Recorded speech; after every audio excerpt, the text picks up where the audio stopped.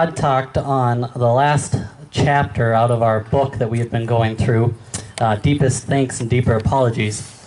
Last week he talked about 3 key points, and that was that our lives lead up to God's call on us. The next point was God waits to use us until we are ready. Or another way you can put that is that he equips those that he calls. And the last point was that God's dream for our life is much bigger than we could ever dream for ourselves. So, that being said, hey, you're all right. Yeah, there's big scary people, I know. And your shadow's over here. So that being said, we're going to talk a little bit more about that this week. Specifically with a couple of key verses that, when it comes to horse training, are my favorite verses that I see relate to the horse and rider, as well as our relationship with our Lord and Savior, Jesus Christ, as the ultimate trainer of us human beings. And those verses, the first one is Psalms 32, 8 and 9. And bear with me here, I didn't quite get them memorized. So it starts out and it says, I will instruct you and teach you in the way that you should go. That's exactly what we do when we work with a horse. We instruct them, we teach them how we want them to behave. You know, if I pull on this rein, it means to look that direction. If I pull on this rein, it means to look that direction. So we instruct and teach them the way that we want them to go. And I will, the verse goes on to say, I will counsel you with my eye upon you. Now this is my favorite part of the verse here, is that God says that as he trains us, as he teaches us in the way that we should go, he does it with his eye upon us. He doesn't do it like some estranged father or estranged trainer, but he does it with his eye upon him. So as I ride Tuffy around here, I don't go over here and talk to you guys, and I mean I do, but I'm always paying attention to what Tuffy's doing. I want to make sure that Tuffy is doing what I say. Therefore, if he doesn't, if he steps out of line, I can correct him. I'm keeping my eye upon him. Whoa. Just as, good boy, just as our Savior, as he instructs us, keeps his eye upon us. He doesn't look away or get distracted by others, even though he has all of his children that he's taking care of. He keeps his eye upon us. And we'll go into that a little bit more as we go forward. But I want to kind of give a little bit of an overview of kind of what we're going to talk about tonight. So going on into verse 9 of Psalm 32, it says, but be not like a horse. Now this is where the horse comes in. Scripture talks directly to us about the horses. It says, be not like the horse or the mule, which must be curbed with a bridle and a bit, or it will not stay near you. So we see tonight, you know, Tuffy's got a bit on, he's got a bridle, he's got the reins, he's got the curb strap, he's got everything needed to be a horse at the level that he's at. Now eventually, there are people that do ride bridleless and saddleless, such as Stacy Westfall, to name one. But at this point in Tuffy's training, he's not ready for that. So in order for him to be able to communicate with me, we use the reins and the bridle, etc. It goes on to say, so because be not like the horse or the mule that have no understanding. Thus they must be curbed with a bit and bridle, or they will not stay near you. So I want us to think about that understanding a little bit. So when I first started working with Tuffy, we had to come to an understanding, a place where we could build off of. So when I first started working with him, I worked a lot with him on the ground. I made sure that he could move off on a lunge line, very similar to what I'm doing here, just at the walk here. I just wanted him to move around me on a circle. You know, I stood in the center of the circle over here and just held onto that rope. And when we first started, that was one of the hardest things Tuffy had ever had to do in his life. I mean, he just thought it was hard. And as we increased pressure into the trot or the lope, it got more and more difficult. But we came to an understanding of knowing each other. He had to lay down his own understanding and learn something new. So we're gonna focus a little bit on that learning of something new. Who here, by a show of hands, has ever had to learn something new or do something new? Okay, so everyone. I mean, we've all had to do something new. Tuffy's had to do lots of new things within the last month or so that I've been working with him.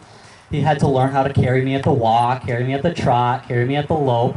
These are things that he had a general understanding of, but he has increased his understanding of that. To go on now to our next verse, we're gonna skip over to Proverbs, and this is where we're gonna majorly hang out in Proverbs chapter 3 tonight. We're gonna look at 5, 6, 7, and 8. So 5 through 8, and the first verse. This is a very common verse. I think most Sunday school kids learn this verse at some time in their career, their church career, and that's trust in the Lord with all your. Oh wow. See, I wasn't a very good Sunday school student, I guess. Trust in the Lord with all of your heart, and lean not on your own understanding. So there's that word understanding again. It popped up on us again. Now this understanding is a little bit different. The first time we talked about understanding was just that the horse had no understanding of the trainer. Thus it had to be curbed and bridled, curbed with the bit and bridle to stay near. But here we're talking about a little bit different type of understanding. The horse doesn't stay because it has no understanding of the trainer. All right. So tonight we're going to work on our understanding, both Tuffy and my understanding of each other, mainly his of understanding me and trusting me. But we're also going to look at our understanding of who God is. So as we look at this verse, trust in the Lord with all of your heart. All right. This word heart is the Greek, or the Hebrew word, I wrote it down here, lab, which means the center of the will, the feelings, and the intellect. Pretty much the center of everything. So you could say that the heart in this verse is the center of us. So that's all of us, every single part of us. So with Tuffy, to trust in me with all of his heart, that's his entire being, right? Now, some people when they talk about this, with horses, they like to break up the parts of the horse into kind of 3 different parts. Our head is the attitude. The shoulder can be, wow, I'm blanking on this. The shoulder is kind of a little bit of the attitude, but more so where you start to see the heart come out, and then the hips back here is the heart. All right, because and the reason we say that the heart is the hips is because the hips is where everything comes from. All of the gaits of the horse, the walk, the trot, the canter, they all start in the back. They all start with the hind leg. Whoa. And so we say that this is the center of them, their heart, because if we can get their heart into gear, in check, being controlled by the rider, we can control the rest of the body. Within reason. There are certain things where we direct the shoulder a different direction than we may be doing the hip. But that's a little bit more advanced a concept. But with Tuffy, we're just looking for him to get his heart in gear. So that, for him, is quite simply when I cluck to move. He's not, so I'm going to give him a little more pressure. He engages his heart and he moves on. He has trusted me with his heart at the walk. All right. So the next thing we're going to do is we're going to increase that pressure just a little bit, and we're going to move into the trot. Now the key things with him when we go into the trot is he really likes to, what I call giraffe. He throws his head up in the air. He gets his attitude in the way. We already talked about how the head is the attitude. All right. So I'm going to ask him into a trot here. I'm just going to cluck. And there he did a very nice job. He's staying at a nice, gentle trot. Maybe not as nice as I would like. So I'm gonna literally pick up on the reins here and ask him to get under himself there. You saw how he gave a little bit, so I gave right back. He's picking his head up a little, so I'm picking up on him. Say, no, engage your heart. Get underneath yourself. There we go. See how he put his head down right there? He let his attitude, he put his attitude back in check, engaged his heart, trusted me. Engage. Get up there. Yeah. Slow down. Oh, that's his favorite thing to do is stop. Tuffy's favorite thing in the whole wide world to do is stop. He's very good at it. In fact, I'm rather impressed with him tonight because I don't usually talk when I'm riding. Whoa, there, he didn't do it. So I'm going to back him up, remind him, no, you got to listen to me. All right, but I am impressed with him because usually I don't talk when I'm riding. If I do, it's usually whoa or you're being a meathead. But tonight,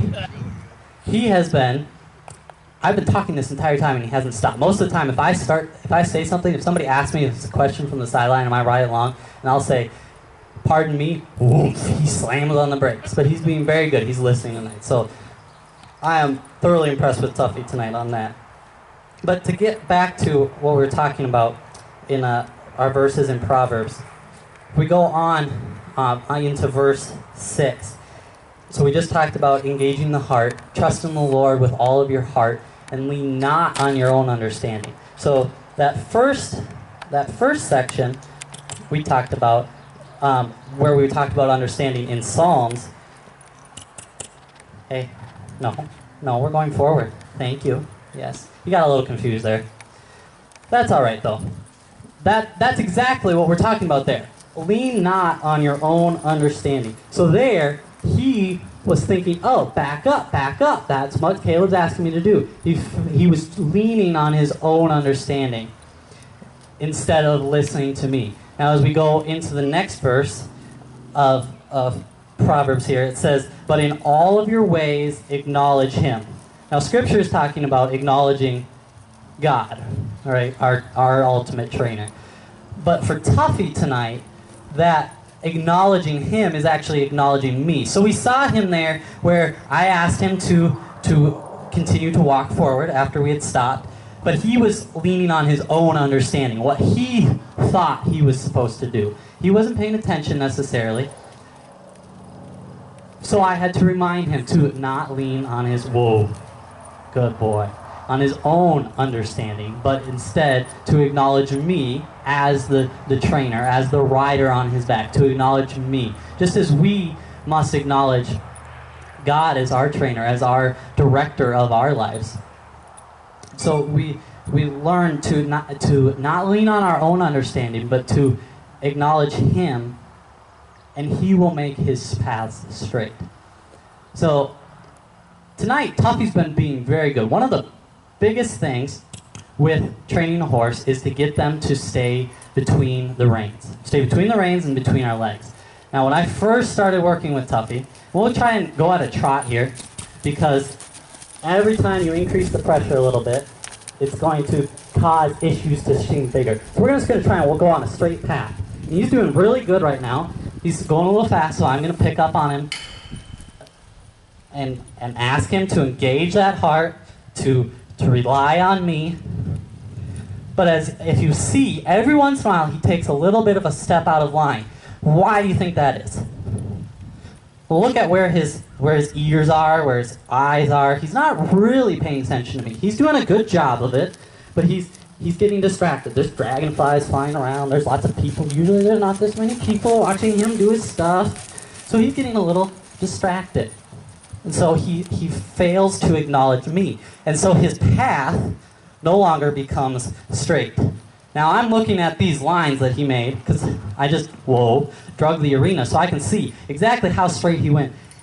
And these are very straight. These are the straightest he's ever made, honestly. I don't know what it is about tonight, but we got here tonight, and he flipped the switch and was a whole nother horse. So part of my message is kind of a little bit out of the tubes, because he's behaving too well. But I will take that any day of the week, because that means that the training process is working. He is learning. He is advancing in his knowledge, in his understanding of who I am, of who the rider is on his back. This is, we've been talking tonight about understanding God as our trainer, as the director of our lives. So we just talked about how he makes our paths straight. Now, when I first started with Tuffy, and I'm going to get off here just because I'm going to try and demonstrate a little bit of what he did. When I first... Stay there. No. You stay there. This is something we've been working on, is the ground tying. Whoa. You're okay. No. Pay attention to them, not me. Yeah. So when I first... He's not going to do it tonight. Oh well. So when I first started working with Tuffy, we would walk down the... If I was trying to get him to walk straight here, he would go along, And because he was so distracted about everything else going on, stressed out about me being on his back, not having an understanding of who I was so that his path could be straight, he was going like this. He'd go. He looked like a drunken sailor on Friday night, right?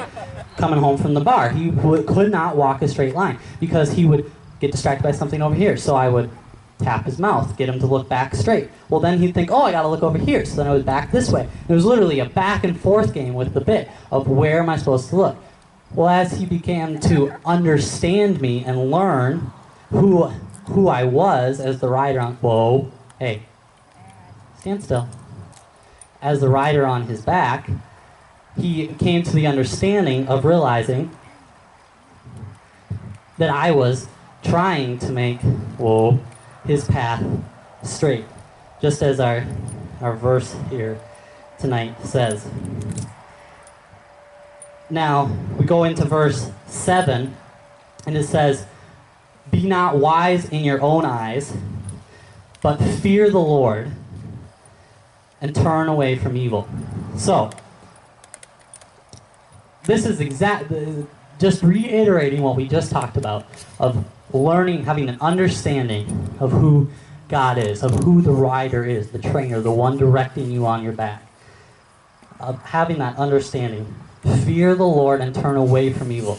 So, when Tuffy was being that drunken sailor, if you will, on a Friday night, when he would look over here and I tapped him over here, I was turning him away from evil.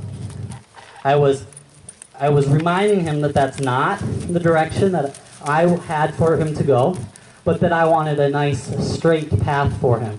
So he has learned to turn away from evil, to acknowledge me, to realize that I am the one on his back and directing his life, or his training, his advancement in who he is. He has learned to turn away from the things that I would not have for him. So, tonight we're going to increase the pressure on him quite a bit from where we've been. I got the hiccups. We've just been walking a little bit, and we did a little bit of trot. Now, the Tuffy's biggest thing right now is he is learning how to lope nicely. Not like a giraffe, or as Jenny calls him, a fire-breathing dragon, because he likes to just go all over the place. Now, I loped him for about a half a circle before church tonight here, and he was excellent. So we'll just see if he does that again. So I'm going to ask him here to go forward. I'm going to bring his hip over, get that heart in gear, push it to the inside. We're just going to try and lope a nice circle here, and we'll just see what happens. All right, we're going to increase the pressure on him a bit and see. So let's try this. Get some forward motion here. I'm going to move that hip over. Oh, see, I put that tail, my spur on him, and he said, no, I don't like that. He flicked his tail a little bit. All right, we're just going to kiss to lope off. He's not sure he likes that. Hey, pay attention. No. See how he's giraffing now? He's getting that head way up, so I'm going to tell him, no, it's okay. Relax. I'm going to turn him here, and we're going to try and... There we go. Getting a nice little lope out of him. This is, quite honestly, probably the second best lope I've ever gotten out of him. We're going to do something a little different here. We're not necessarily doing a circle. We're doing squares. So we got a straight line, and then we turn. He's not listening. Whoa. So what I'm going to do, he didn't turn when I wanted him to. I'm going to back him up, and I'm going to make him turn. I'm going to say, nope, you were not turning away from what I had from you. So we're going to make your world a little smaller and turn away from evil, turn away from that, what I didn't have for you, and try it again. And there we had a little fire-breathing dragon. Easy boy, hey, easy. Now his biggest thing, he just stresses himself out. So I'm gonna try and relax him a little bit. I'm just gonna reach back here and say, hey bud, you're okay, it's okay. You don't need to be scared at these new things. Remember we talked about earlier, new things. Every one of us has had to do something new, learn something new. This is something new for Tuffy. He's being directed in a new direction of going around at a nice, even gait, not getting carried away with everything going on and being distracted, running around like a hooligan with his head up in the air, but instead acknowledging me as his rider, as his trainer, acknowledging me and giving me a nice ride. Because right now, honestly, this is not that comfortable because I'm kind of getting a side stitch from jumping all around in the saddle because he's running around like that fire-breathing dragon. So I'm just gonna pick up, ask him to get underneath himself with his hind end, engage that heart. We're making kind of a little circle here, but that's all right because it causes him to have to engage that heart, to have to get his heart in gear. So I'm just gonna pick up and I'm gonna remind him, hey, it's all right. Hey, I didn't say stop. Get that heart in gear. Relax, relax. You're okay. Hey, hey. And right here, he softened up a little bit. He's softened up, so I'm gonna stop him. Right up here, we're gonna stop right here. 1, 2, 3. Whoa. Good boy. Now I just stopped the wrong way, so we're just gonna turn. Did you guys see how he mellowed out a little bit? As we came around that last time, he kind of said, okay. It wasn't perfect, but he said, okay, it's okay. I can do this. He's not wanting me to climb a mountain. He's just asking me to go a little bit faster than we've gone. So I increased the pressure a little bit on him, but I still required of him to engage that heart, to acknowledge me in all of his ways. Excuse me, to yield to the pressures that I placed in his life, to still carry himself gracefully. I still required that of him. I didn't give up, I didn't stop until he had reached that point. I didn't give up on him in frustration because he wasn't getting it, but I encouraged him along. I reached back here and told him, hey, it's okay, it's okay. Now when we first started doing that it's okay, and the first time I did that was pretty scary, but that he really quickly learned that hand back there wasn't all that scary. It actually reassured him. The first time I ever did that, it was like almost a night and day difference. We were loping along all crazy. I just went, hey, it's okay. And he kind of just slowed down, and not, you know, but it was obvious to me as the rider on his back that he had given, that he had engaged that heart, that he had acknowledged me as his rider, and started to listen and follow the direction that I placed on his life.